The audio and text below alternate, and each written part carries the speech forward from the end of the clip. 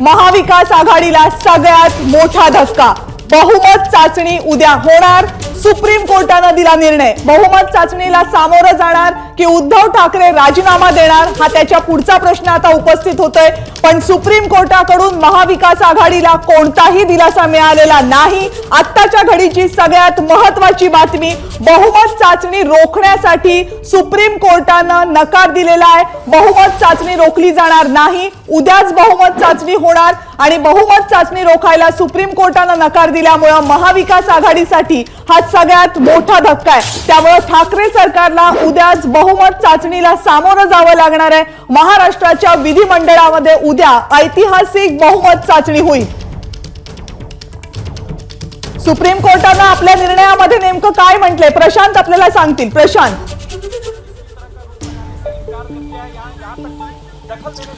कविता, खूप महत्त्वाचा निकाल जो आहे तो सुप्रीम कोर्टाने दिलेला आहे। सुप्रीम कोर्टाने उद्याची बहुमत चाचणी जी आहे ती स्थगित केलेली नाहीये। ही चाचणी जी आहे ती ठरल्या वेळेप्रमाणे होईल। राज्यपालांचे अधिकार जे आहेत ते कोर्टाने मान्य केलेले आहेत, पण सोबतच कोर्टाने काही नोटीस जी आहे ती सुद्धा बजावलेली आहे आणि याच्यामध्ये सांगितलेलं आहे की 11 जुलैला जेव्हा पुढची सुनावणी होणार आहे त्यावेळी हे सगळं प्रकरण जे आहे ते आम्ही पुन्हा एकदा व्यवस्थित ऐकू। आणि एक वाक्य कोर्टाचं खूप महत्त्वाचं आहे, the result of tomorrow will depend on final outcome of this petition. म्हणजे 11 तारखेला अपात्रते संदर्भातचे जे निर्णय होतील त्याचा सुद्धा विचार जो आहे तो केला जाईल असं सुप्रीम कोर्ट या ठिकाणी सुचवू पाहत आहे।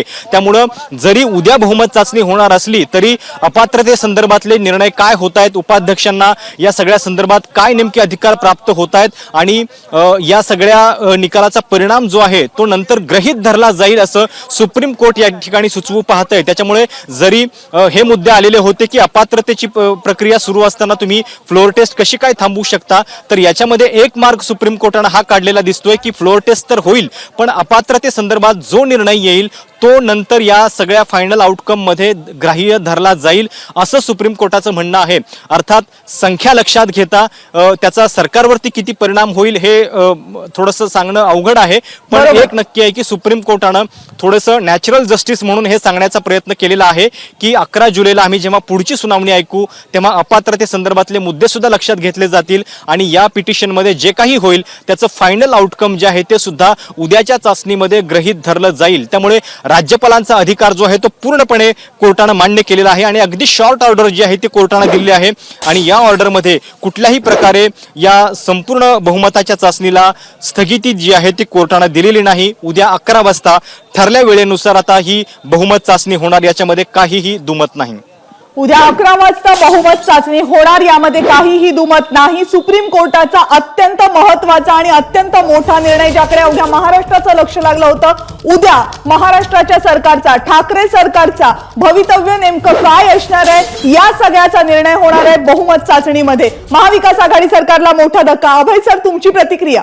नाही, मला वाटतं की न्यायालयाचा निर्णय जो अपेक्षित होता तसाच आलेला आहे। साधारणतः आपण मगाशी त्याचा उल्लेख केला की बहुमताची परीक्षा याच दृष्टीला महत्त्व दिलेलं आहे। फक्त त्यातलं एक बाबीचा अजून स्पष्टता होणं आवश्यक आहे, ती म्हणजे उद्याच्या गटनेत्या संदर्भात अभिषेक मनु संघवी यांनी प्रश्न उपस्थित केला होता की शिवसेनेच्या गटनेत्याला आणि व्हीपचा मान्यताच्या संदर्भात तर उद्याच्या मतदानासाठी कोणाचा व्हीप लागू असणार आहे ही पण बाब मला वाटतं की मतदानासाठी अतिशय महत्त्वाची ठरणार आहे। दुसरं एक, न्यायालयाने म्हटलं की अंतिम निर्णयाला अधीन राहून हा निर्णय दिलेला आहे। म्हणजे या जे अभिषेक मनु संघवी यांचं जे आर्ग्युमेंट होतं, युक्तिवाद होता, त्यामध्ये प्रामुख्याने त्यांनी मुद्दा मांडला होता की उद्या जर विश्वासदर्शक ठराव झाला आणि त्यामध्ये सरकार संदर्भात काही निर्णय झाला तर तो तुम्ही परत कसा रिव्हर्स करणार आहात, तर मला वाटलं की त्या संदर्भातही अजून स्पष्टता नाहीये। समजा जर उद्या विश्वासदर्शक ठराव नामंजूर झाला आणि तो अल्पमताने झालेला असेल तर निलंबनाच्या निर्णयानंतर काय करणार? मधल्या काळामध्ये जर सरकार कोसळलं तर येणाऱ्या सरकारचा शपथविधी या मधल्या काळामध्ये होणार का? मला वाटतं की या बऱ्याच बाबींबाबत स्पष्टता या निकालात आतापर्यंत जी आपल्याकडे माहिती आलेली आहे त्यामुळे ते प्रश्न उपस्थित होत आहेत। काय निश्चित अंतिम निकाल ज्यावेळेस आपल्या हातात येईल आजचा, तर त्यावरच मला वाटतं की या सगळ्या गोष्टींची स्पष्टता होऊ शकणार आहे। बरोबर आहे का? अत्यंत छोटी ऑर्डर आहे असं प्रशांतनं आता आपल्याला सांगितलं, कारण हा निर्णय महत्वाचा होता उद्याच्या दृष्टीनं. त्यामुळे उद्या बहुमत चाचणी होणार की नाही या प्रश्नाचं उत्तर तर न्यायालयानं दिलेलं आहे. मात्र आणखीन महत्वाचे प्रश्न आहेत, ज्यातला एक प्रश्न तुम्ही आता उपस्थित केलात की प्रतोद कोण असणार, शिवसेनेचा प्रतोद कोण असणार जर उद्या बहुमत चाचणी होणार असेल तर. अभिषेक मनु सिंघवी यांनी केलेली जी मागणी होती, त्यामध्ये जी याचिका होती, त्यामध्ये हा दुसरा महत्वाचा मुद्दा होता. त्याबाबत सुप्रीम कोर्ट काही निर्णय देते का या संदर्भातली माहिती काही वेळातच आपल्याकडे असेल. पण उद्या बहुमत चाचणी होणार हा सुप्रीम कोर्टाचा आत्ताचा महत्वाचा निर्णय. अर्थात सुप्रीम कोर्टानं हा निर्णय दिलेला असताना हेही म्हटलंय की उद्याच्या बहुमत चाचणीचा निर्णय काहीही येऊ, पण तो निर्णय अधीन असेल, आम्ही जो पुढचा 11 तारखेला निर्णय देऊ त्या निर्णयाच्या अधीन असेल. कारण 11 तारखेला याच संदर्भात दाखल केलेल्या 3 महत्वाच्या याचिकेंवर सुनावणी होणार आहे. त्यामुळे त्या याचिकांचा जो निर्णय येईल त्यातली सगळ्यात महत्वाची याचिका म्हणजे 16 बंडखोर आमदारांवर अपात्रतेची कारवाई. त्या अपात्रतेच्या कारवाई संदर्भात जो निर्णय येईल तो निर्णय उद्या जी बहुमत चाचणी होईल त्याला लागू असेल असं सुप्रीम कोर्टानं म्हटलंय. मात्र यामध्ये अनेक तांत्रिक अडचणी असू शकतात, कायदेशीर बाबी यामध्ये अनेक विचारात घ्यायला लागू शकतात. डॉक्टर अनंत कळसे आता आपल्या सोबत आहेत. सर, हा जो मुद्दा आहे की उद्या बहुमत चाचणी घ्या पण 11 तारखेला जो निकाल येईल त्याच्या निर्णयाच्या अधीन ही चाचणी असेल, यात काय काय तांत्रिक बाबी गुंतागुंतीच्या असू शकतात? नाही, यामध्ये सुप्रीम कोर्टाने हा निकाल दिलेला आहे तो अत्यंत बॅलन्स डिसिजन दिसतो. आपण प्रायमा फेसी बघितलं तर याच्यामध्ये सुप्रीम कोर्टाने फ्लोर टेस्ट आणि सस्पेन्शनवर डिसिजन त्याला जी मुदत दिलेली आहे या दोहोची सांगड घालून हा एक निर्णय दिलेला दिसतो.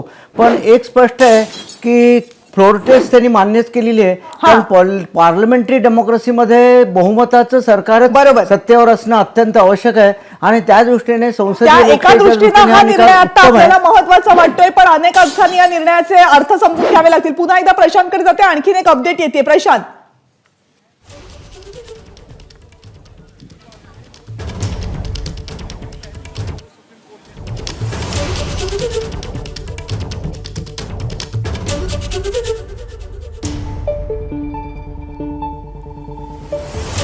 प्रशांतशी आपण पुन्हा संपर्क करण्याचा प्रयत्न करू. मात्र आत्ताच्या घडीची आणखी एक मोठी अपडेट हाती येते.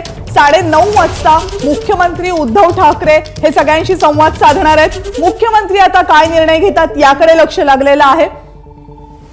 ये उम्मीद नहीं थी, उम्मीद ये थी कि जिस तरह से स्पीकर के निर्णय को जिस तरह से आगे रख लिया था, स्पीकर जब डिस्क्वालिफिकेशन की बात थी 48 घंटे कम है उनकी सुनवाई सुनने के लिए, सुनवाई आगे तक ले गई थे, 11 जुलाई तक की उनको टाइम दिया गया था. उसी तरह से इसमें भी कोई डेफरमेंट आएगा इसकी उम्मीद थी, या उसको इक्वली ये करना ये हो रहा था, ऐसी दलीलें की थी. लेकिन अब जो सुप्रीम कोर्ट, शिवसेनेचे नेते अनिल देसाई यांची प्रतिक्रिया होती. तर आत्ताची महत्वाची अपडेट हीच आहे की मुख्यमंत्री अगदी काही वेळातच सगळ्यांशी बोलणार आहेत. थोड्याच वेळात मुख्यमंत्र्यांचं संबोधन 9:30 वाजता मुख्यमंत्री महाराष्ट्रातल्या जनतेशी संवाद साधणार आहेत. मुख्यमंत्री नेमकं काय म्हणतात, न्यायालयाचा निर्णय जर महाविकास आघाडीच्या विरोधात गेला तर मुख्यमंत्री कदाचित राजीनाम्याचा निर्णय घेऊ शकतात अशी अटकळ बांधली जाते, अशी शक्यता व्यक्त केल्या जातात राजकीय वर्तुळात. काही वेळातच मुख्यमंत्री जर महाराष्ट्राच्या जनतेशी संवाद साधतायत तर असा काही निर्णय घेऊ शकतात का या संदर्भातले प्रश्न उपस्थित केले जात आहेत.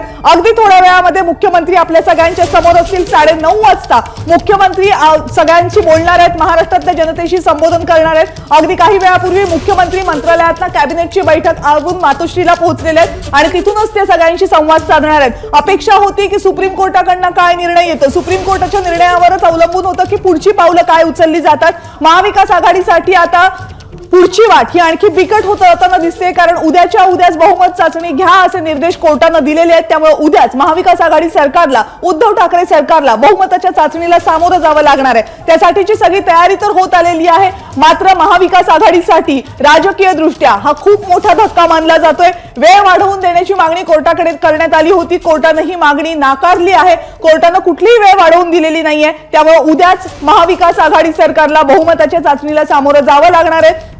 बंडखोर आमदार जे गुवाहाटीमध्ये होते ते गोव्यामध्ये आहेत, ते सगळे उद्या मुंबईमध्ये परत येणार आहेत आणि महाराष्ट्राच्या विधानसभेमध्ये उद्या बहुमत चाचणी होणार आहे. पण तत्पूर्वी महाराष्ट्राचे मुख्यमंत्री उद्धव ठाकरे काय निर्णय घेतात याकडे लक्ष लागलेलं आहे. कारण उद्धव ठाकरे 9:30 वाजता महाराष्ट्रातल्या जनतेशी बोलणार आहेत. उद्धव ठाकरे हे मुख्यमंत्री पदाचा राजीनामा देऊ शकतात अशी एक अटकळ बांधली जाते, पण अर्थातच काही वेळातच या संदर्भातली स्पष्टता आपल्या समोर असेल. पुन्हा प्रशांतकडे जाते अपडेटसाठी. प्रशांत,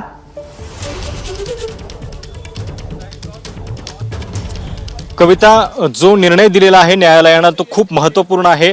आज सकाळी राज्यपालांनी नोटीस काढलेली होती विशेष अधिवेशनाची आणि 24 तासामध्ये बहुमताची चाचणी करण्याचा राज्यपालांचा निर्णय जो आहे तो कोर्टाने योग्य ठरवलेला आहे. दुसरीकडे जी एक त्याच्यामध्ये अट घातलेली आहे कोर्टानं जाता जाता की 11 जुलैला आम्ही पुढची सुनावणी करू आणि त्याच्या संदर्भात अपात्रतेचे मुद्दे जे आहेत ते सगळे गृहीत धरून अंतिम निर्णय जो आहे तो दिला जाईल आणि आमचा जो निर्णय आहे तो उद्याच्या फ्लोअर टेस्टसाठी लागू असेल हे त्यांचं म्हणणं आहे. खरं तर म्हणजे नॅचरल जस्टिसच्या दृष्टीनं किंवा संतुलन करण्यासाठी जरी कोर्टानं हे म्हटलेलं असलं तरी त्या निर्णयाचा एकूण बहुमताच्या किंवा सरकारच्या स्थापनेवरती किती परिणाम होईल हा मुद्दा मात्र थोडासा अवघड आहे किंवा त्याचा फारसा परिणाम होईल असं सध्या तरी वाटत नाहीये. कारण 16 आमदारांच्या अपात्रतेची ही नोटीस आहे आणि त्या संदर्भात नेमकं काय होतंय आता हे सुद्धा पाहणं उद्या महत्त्वाचं असेल. उद्या लगेच निर्णय अपात्रते संदर्भातला घेता येणार नाहीये. तो 11 जुलैला म्हणजे 12 जुलैपर्यंतची मुदत आहे आणि त्याच्यानंतर निर्णय होणार आहे.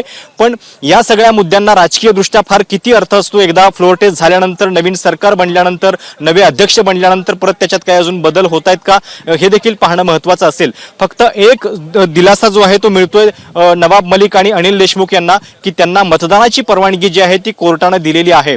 विधानसभा राज्यसभा या 2 सलग निवडणुकांना ही परवानगी मिळाली नव्हती, पण आता अविश्वास ठरावावरती त्या या दोघांना परवानगी जी आहे ती कोर्टानं दिलेली आहे आणि कोर्टाने यावेळी मात्र हे म्हटलेलं आहे की अशा पद्धतीनं जर परवानगी नाकारली तर सेंट्रल एजन्सीज उद्या कोणालाही आतमध्ये टाकतील मतदानाच्या आधी आणि तो एक प्रकारे गैरवापर होईल आणि म्हणून कोर्टानं या दोघांना कोठडीमध्येच जायला आणि कोठडीमध्येच मतदान करून परत यायला परवानगी दिलेली आहे.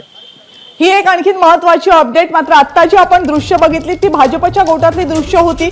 सुप्रीम कोर्टाचा निकाल आल्यानंतर भाजपच्या गोटामध्ये आनंद व्यक्त केला जातोय. एक महत्वाची आणखीन अपडेट प्रशांतनं आता दिली. नवाब मलिक आणि अनिल देशमुख यांना मतदान करण्यासाठीची परवानगी सध्या न्यायालयानं दिलेली आहे, कारण त्यांनी थेट सुप्रीम कोर्टामध्ये याचिका दाखल केली होती. आत्ताच्या घडीच्या 2 महत्वाच्या अपडेट. पहिली, सुप्रीम कोर्टाचा महाविकास आघाडी सरकारला मोठा धक्का, उद्या होणार बहुमत चाचणी. दुसरी, महाराष्ट्राचे सध्याचे मुख्यमंत्री उद्धव ठाकरे काही वेळातच सगळ्यांना संबोधित करणार आहेत.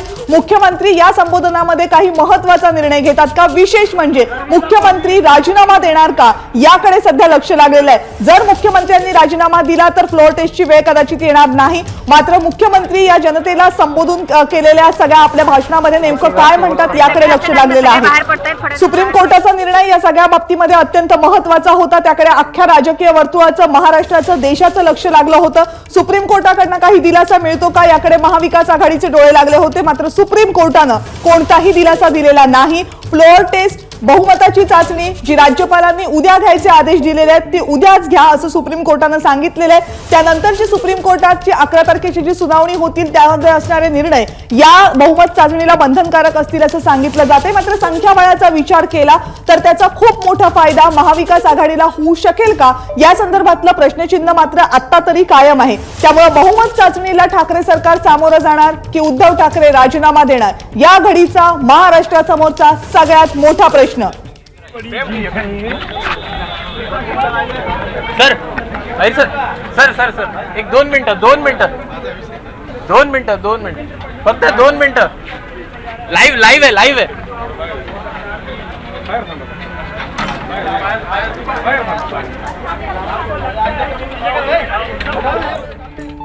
उद्धव ठाकरे काही वेळातच एबीपी माझावर लाईव्ह असतील. उद्धव ठाकरे काही वेळातच महाराष्ट्रातल्या जनतेशी संवाद साधणार आहेत. प्रश्न हाच आहे कि उद्धव ठाकरे सरकार कल हो जाएगा जी बिल्कुल. कृपा शंकर सिंह हमारे साथ हैं. कृपा जी, आप लोग बहुमत साबित कर पाएंगे? बहुमत की नौबत आएगी? मुझे लगता है कि बड़ा क्लियर आंकड़ा आप ही लोग दिखा रहे हैं. बड़ा क्लियर आंकड़ा आप लोग दिखा रहे हैं. 39 विधायक जो शिवसेना से अलग हुए हैं वो कला रहे हैं और विश्वास मत किसको हासिल करना, सरकार को हासिल करने दीजिए, फिर आगे बात. उद्धव ठाकरे इस्तीफा देंगे या बहुमत परीक्षा में आप लोगों को कुछ जानकारी? ये तो उनका फैसला, उनके बारे में हम. लेकिन आप लोग काँग्रेसचे प्रदेशाध्यक्ष नाना पटोले सध्या बोलतात. थेट जाऊयात. वापर करून भाजप ज्या पद्धतीनं वागते आहे हे खऱ्या अर्थानं लोकशाहीची मुर्दे पाडणं, तुकडे करणं ही गोष्ट ही आज ना उद्या त्यांना त्याचे परिणाम भोगावे लागतील. ज्या प्रकारे आता उद्या जर बहुमत चाचणी झाली तर व्हीप बजावण्यापासून तर अगदी आमदारांचं निलंबन ह्या सगळ्या प्रक्रिया कशा होणार? ते बघू आता सभागृहामध्ये काय होतं, स्पीकर त्याच्यामध्ये काय ॲक्शन घेतात, काय सभागृहातली परिस्थिती राहणार, या सगळ्या गोष्टीला उद्या सामोरं आम्हाला जावं लागेल. विधानसभेमध्ये आम्ही स्वतः आहोत, त्यामुळे महाराष्ट्राच्या विधानसभेचा तमाशा होऊ नये. ही एक मोठी परंपरा महाराष्ट्र विधानसभेची राहिलेली आहे. ही परंपरा अनेक मोठी लोक या विधानसभेतून निर्माण झालेली आहे. त्यामुळे या विधानसभेचा तमाशा होऊ नये याची काळजी घेण्याचं काम सगळ्यांनी केलं पाहिजे. भारतीय जनता पार्टीला विधानसभेचा तमाशाच करायचा असेल तर तो त्यांचा भाग आहे. पण ज्या पद्धतीनं आता गटनेता शिवसेनेचे 2-2 आणि कोणाचं व्हीप चालेल काय नाही चालेल या सगळ्या गोष्टी पुढे येणार आहे. पण आमचं मत आहे की याच्यामध्ये हा तमाशा होऊ नये आणि विधानसभेचं पावित्र्य कायम ठेवलं गेलं पाहिजे अशी भूमिका काँग्रेसची आहे. सर्वोच्च न्यायालयाचा निर्णय तुमच्या विरोधात गेलेला आहे. आता बहुमत चाचणीपर्यंत जाणार की मुख्यमंत्री आधीच राजीनामा देणार? काय चर्चा? मुख्यमंत्री महोदय उद्या सभागृहात येतील आणि त्यांनी सुरुवातीला सांगितलं की आम्ही लढू, शेवटपर्यंत लढू अशी त्यांची भूमिका त्यांनी 2 दिवसाच्या पहिलेच मांडलेली आहे. त्याच्यामुळे उद्या विधानसभेत ते येतील. काँग्रेसच्या आमदारांना काय आदेश दिलेत, काही सूचना केल्यात तुम्ही?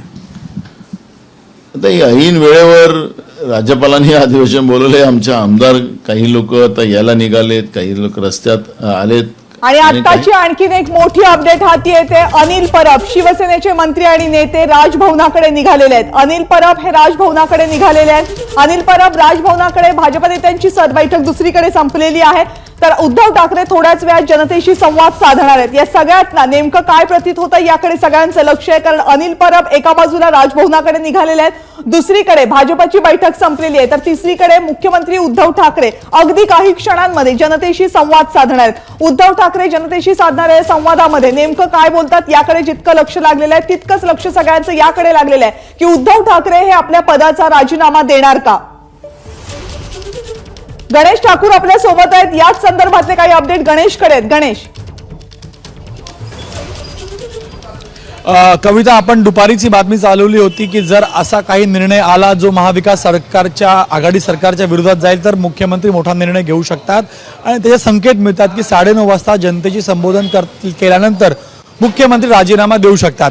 अनिल परब थोड्याच वेळापूर्वी राजभवनाच्या दिशेला निघाले आहेत. निश्चित काहीतरी असं पत्र किंवा काहीतरी लेटर घेऊन तिथे गेले असतील आणि शक्यता आहे की राजीनामा ते घेऊन गेलेत असं चर्चा सुरू झालेली आहे. म्हणून आत्ताच्या घडीला त्यांचं राजभवनात पोचणं हे त्याचे स्पष्ट संकेत देत आहेत. पण अद्याप ऑफिशियल कन्फर्मेशन नाही. पण ही चर्चा सकाळपासून होती की जर फ्लोर टेस्ट करण्याची वेळ आली तर मुख्यमंत्री मोठा निर्णय घेऊ शकतात आणि म्हणून FB लाईव्ह अनिल परब यांचं राजभवनाच्या दिशेला जाणं आणि ह्या सगळ्या बाबींना एक संकेत निश्चित मिळते की काही मोठा निर्णय उद्धव ठाकरे मुख्यमंत्र्यांनी घेतलेला आहे आणि तोच निर्णय राजभवनाच्या दिशेला किंवा राजभवनाला पोहोचवण्यासाठी अनिल परब निघाले आहेत.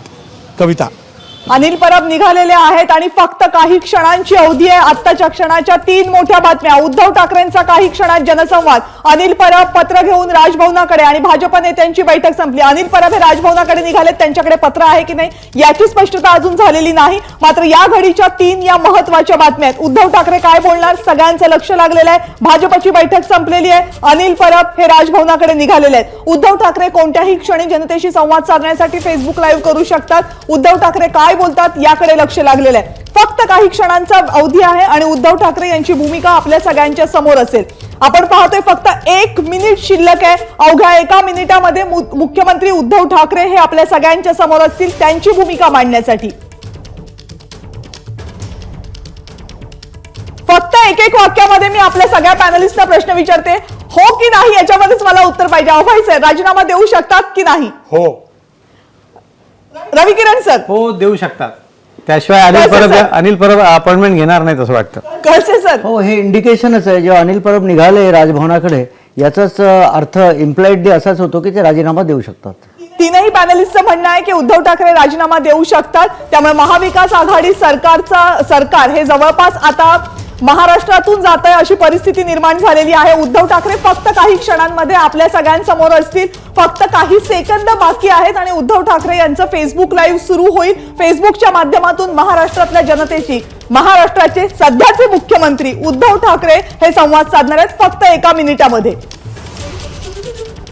उद्धव ठाकरे यांचा फेसबुक संवाद आता सुरू होतोय. या घडीच्या या 3 महत्वाच्या बातम्या आहेत. उद्धव ठाकरे काही वेळातच सगळ्यांशी आपल्याशी बोलणार आहेत, त्यांची भूमिका मांडणार आहेत. भाजप नेत्यांनी या सगळ्या संदर्भामध्ये एक महत्त्वाची बैठक बोलावली होती, ती बैठक संपलेली आहे आणि या सगळ्याला जोडणारी आणि अत्यंत महत्त्वाची एक अपडेट ती म्हणजे अनिल परब. अनिल परब हे सध्या राजभवनाकडे रवाना झालेले आहेत. त्यामुळे या तीनही गोष्टी जर एकमेकांशी जोडल्या तर शक्यता हीच वाटते की मुख्यमंत्री उद्धव ठाकरे हे आपल्या पदाचा राजीनामा देऊ शकतात. उद्या फ्लोअर टेस्ट आहे, बहुमताची चाचणी घ्या असे आदेश देण्यात आलेले आहेत सुप्रीम कोर्टानं. या आदेशांमध्ये कोणताही, राज्यपालांच्या आदेशामध्ये कोणताही बदल केलेला नाही. मात्र संख्याबळाचे जर आकडे पाहिले तर या संख्याबळाचा विचार करता महाविकास आघाडी सरकार तरणं उद्याच्या बहुमत चाचणीमध्ये हे अत्यंत कठीण दिसतंय. त्यामुळे या सगळ्या परिस्थितीचा विचार करता उद्धव ठाकरे राजीनामा देणार का हा प्रश्न आहे महत्त्वाचा. आपल्या तीनही पॅनलिस्टना आपण जेव्हा हा प्रश्न विचारला तेव्हा अभय सर, रवी किरण सर, डॉक्टर कळसे या सगळ्यांचं म्हणणं हेच आहे की हे इंडिकेशन्स आहेत की मुख्यमंत्री उद्धव ठाकरे हे आपल्या पदाचा राजीनामा देऊ शकतात.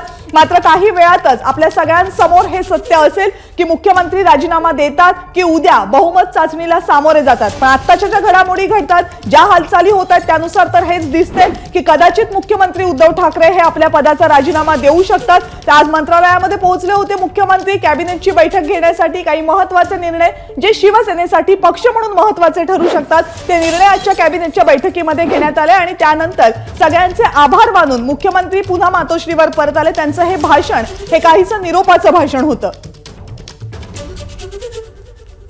9:30 वाजता जनतेशी संवाद साधणार असं मुख्यमंत्र्यांतर्फे कळवण्यात आलं होतं. 2 मिनिट होऊन गेलेले आहेत, मात्र अजूनही मुख्यमंत्री FB लाईव्ह साठी जॉईन झालेले नाहीयेत. काही वेळातच ते जॉईन होतील असं सांगितलं जाते. मुख्यमंत्री उद्धव ठाकरे यांचा हा जनतेशी संवाद असेल, लाईव्ह असेल. महाराष्ट्रातली सगळी जनता त्यांना पाहू शकणार आहे. एबीपी माझा, उघडा डोळे बघा नीट.